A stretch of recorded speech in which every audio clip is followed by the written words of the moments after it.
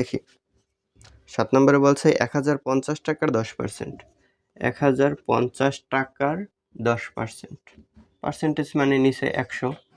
তাহলে এই শূন্য বাদ দেওয়া যায়, এই শূন্য বাদ দেওয়া যায়, তাহলে থাকে 105 গুণে, তাহলে 105 হয়, এটাই আনসার।